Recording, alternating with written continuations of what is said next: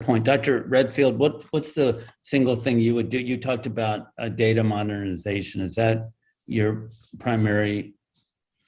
I think it's number a one? critical tool for CDC to have real-time data that one can then, execute a public health response.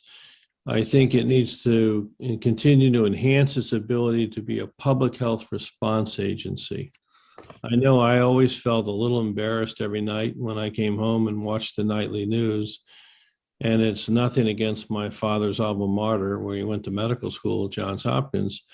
But I always thought it was bothersome that the data the nation used to track the epidemic was from a medical school rather than CDC. So I do think there's an enormous need for CDC to be the hub of a public health data modernization, which Julie commented is not just a CDC public health data modernization, it's the whole nation that has a real-time public health data system that can be used for a public health response. I do think that's fundamental. Related to the Atlanta question, one of the things that I do think CDC would benefit from is to expand its decentralization. We have many people that are CDC employees that are detailed to different states, local, tribal, territorial health departments.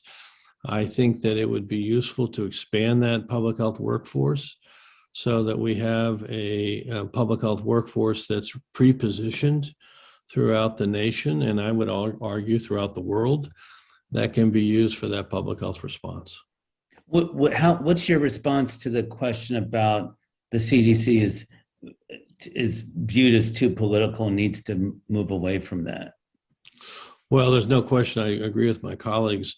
I agree with Bill. The reality is that public health is always going to have a political tone to it. But I do think, this is where I think, and we will disagree with some people, Tom Friedman in particular, I think there's an advantage to get the CDC director to be appointed similar to the FBI director, where it's a 7 to 10 year appointment.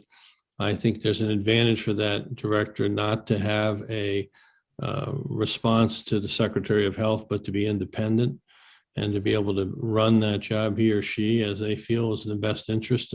So I do think there's some structural opportunities to help reinforce independence, because the public health advice that the CDC gives the nation has to be independent of the politics. The politicians will do what they want to do with that advice, but the agency for credibility for the American public has to be viewed as politically independent.